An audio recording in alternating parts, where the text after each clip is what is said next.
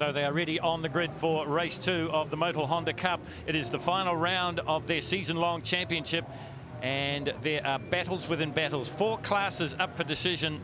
This is the front row, Sean Van Beers, and looking over at him is Tim Pollard, the series sponsor, Mr. Motul Oil. And this is a reverse top 10 grid. So if you finish 10th, you start off number 1, and that's what Sean Van Beers did yesterday. Once again, I'm joined in commentary by Al Stewart, Mr. Honda Cup. And Al, we said going into this round that the championship was poised on a knife edge, not only overall, but also in the classes. And that's changed a little bit, hasn't it? Yeah, it has changed slightly. Shane Parsons had a good run yesterday, got points for fastest qualifying and won the round. So he's moved 18 points ahead from Mark Walters on second, and the two 1600 cars 20 points apart in the same order with Gary Wilson in the lead. So still possible for either of them to win with 2 races to go, and this top 10 formation forces these guys to chase 10 cars that are not that slower. So you see the fast guys are back in 9th and 10th on the grid. Well, the grid is set for race number 2 of the Motul Honda Cup. It is the penultimate round race, I should say, of their 6-round championship. On the front row, it is Tim Pollard and Shane Van Beers. Pollard looks like he's got the better part of the start, but also a great start coming from the second row, Nathan Strachan. In fact, Strachan trying to split them as they head down into Toyota for the first of 8 times. Oh, and things get a little bit cosy, but it's Pollard. No, it isn't. It's Martin Dunn who's going to try and go the long way round Toyota and try and get the win, but Tim Pollard's got track position. But I might have spoken too soon now. It's as busy as a washing machine out there. Yeah, they're all going for it. There's races and races. You've got 3 DC5s at the front, and these guys are highly competitive. Plus, you've got the class champions coming through from 9th and 10th place. So across the curb cam for the first time goes car number 19, the Integra of Tim Pollard in second place. Well, the last time we looked anyway, it was Van Beers, but it might be Strachan or it might be Martin Dunn. The battle we're looking for in the overall championship, they came from grid position number 5. Just get a look there in the middle of the shot of the stark white Honda. That is Mark Walters, and not too far behind him, in fact just fractionally in front of him at the moment, is the car of Shane Parsons. There is Walters, 36. 77. Martin Dunn has moved up into second place now. Richard Gee doing double duty here this weekend, not only driving in the Motul Honda Cup, but also doing PR duties for V8 Super Tourers. The Honda Cup, part of the support package here at Manfield. There is Walters. There is car number 22. Now, this is Gary Wilson. He's in a battle with Warren Nuts Tunley in the 1600cc class. Just 10 points separated them as we headed into race 1. This is race 2, and that battle has closed up even more, Alan. Yeah, sure. When you've got cars that are racing only a second or 2 apart, it's very hard for the guy who's running a second quicker to get past the other car. So it compresses the front of the grid, and you see a couple of cars that have got off the front that normally aren't that competitive. Big lock up there from car number 30, and we saw him in the wars earlier on. That was Gary Morrell. Yeah, Gary had a problem, breather problem yesterday. The car was actually blowing oil out of the motor. He thought he'd fixed it, but possibly looks like he hasn't, so won't do any damage, just make a bit of smoke. Expert comments coming from the man that is the brains behind this Honda Cup. You just see that oil smoke from Gary Morrell's car when he gets on the throttle. And the other thing, Al, I guess the people watching it at home will think, well, surely the driver can see that, he can stop. But he's probably not aware that his car is smoking. Probably not. Unless he can smell it, he probably isn't aware. So I think they'll let him run. And if it becomes a potential hazard for the track surface, they'll flag him in. Richard Gee there in the camouflage paint car, having a good battle with Sean Van Beers. Further down through the field, the race leader continues to be Tim Pollard. This is one of the 1600cc battlers. This is Gary Wilson. Yeah, well, there's Gary Wilson. He's driving above his level. He's got 2 cars behind him with 2-litre engines, and he's out there keeping in front of them. A competitive driver and quite a highly developed car. So this is how there can be races within races. 1600 car out there with a 2-litre car. And here we've got 2 K-series powered EKs. Very close and very close in performance. Richard Gee and Trevor Strong got together in race number 1, and that's what they're going to do here as well. There is Strong, car number 65.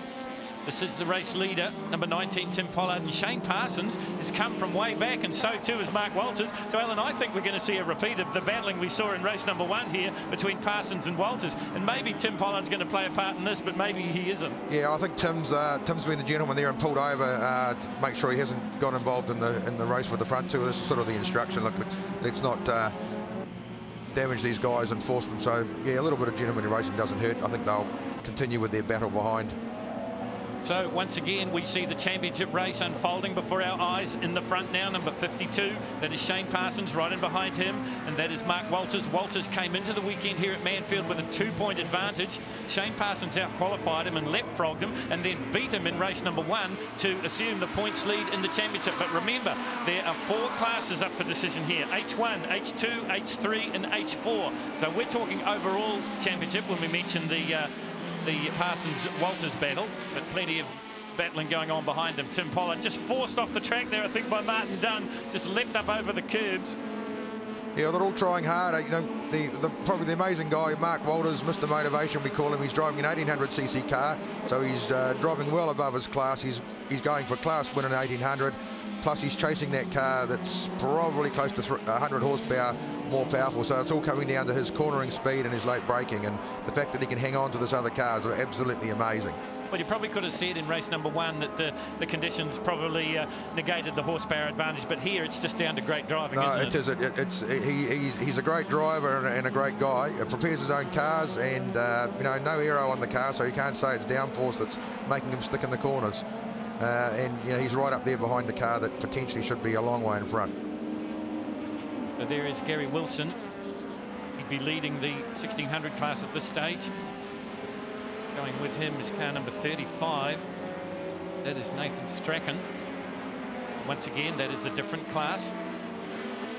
Strachan in the 2-litre class, I think it is. So we've had a huge field of the Honda Cup cars right throughout the 2 rounds that they've been involved in the V8 Super Tourers, and it really is good to see. And already they're spread out over this 3.03 kilometre circuit here at Manfield. Everyone said to us, didn't they, coming into this, there'd be plenty of passing, plenty of racing here at Manfield, and that's what we're seeing. Yeah, I think, you know, as I said, the guys like to race hard and close without the contact, and you know, it's amazing that these guys can all get out there and do this, you know, month after month with minimal panel damage. Richard G just tagging onto the back of this bunch. This is the battle for 4th, 5th and 6th. Race leader is further up the road with all the attention from Mark Walters. That is Shane Parsons. This is Tim Pollard. Yeah, well, right behind him, Trevor Strong. Tim Pollard's got back out there. Basically, all these cars have all got the same engine, all 4. So that potentially they should all be doing the same lap times. And you can see out there they're swapping positions. Here comes a move from Strong as they work their way into Dunlop, the big sweeper at the top end of the circuit here at mighty Manfield. It's Trevor's a Wanganui guy. This is his home track. He's done a lot of laps here, and he was the guy that was we expected to lead this bunch. And if he can keep it on the road, that's where he should finish. And I guess that's some of the attraction of the Honda Cup, is the fact that there is racing within racing here. Sure, and the other thing is each of these guys have got a different home track. You know, Tim Pollard's an Auckland guy, and he's really experienced in Hampton. Richard G's a Taupo guy, so you've all got your favourite tracks, and you know, when you come to a track that you haven't raced that much, you do have a bit of a disadvantage. This is Martin Dunn in car number 77. He is currently sitting in 6th place. Just up ahead of him it is Richard G. Then it is Tim Pollard, the man we mentioned. This is Richard G in the Bank Link camouflage job there. Yeah, Richard was 1600 class champion last year, and he's a great driver for the Honda Cup class. He's really pushed it along, helped the link with the Super Tourers, and he gets out there, turns off the media job, gets in the car and gets out there and races hard. And it's amazing he can do it, because it is hard to do when you put your mind on other things. Yeah, I guess the secret to being a good racing driver is 100% concentration, and as you mentioned, Richard doing PR duties here for Super Tourers, so he's sort of betwixt and between. He's got all he can handle at the moment from Tim Pollard in the Motul Oils Honda. Just in behind him, this battle for 6th and 7th place. Remember, up in the front, still Parsons and Walters duking it out.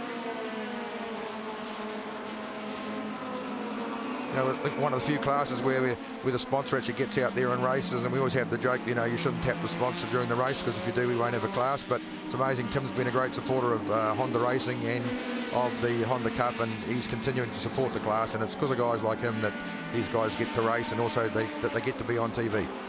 Now, this is the battle at the front of the field, and you mentioned it before, Al, that Shane Parsons has got probably 100 horsepower more than Mark Walters, but look how Walters closes it up as they work their way through the hairpin and out onto the Denny Holm straight here.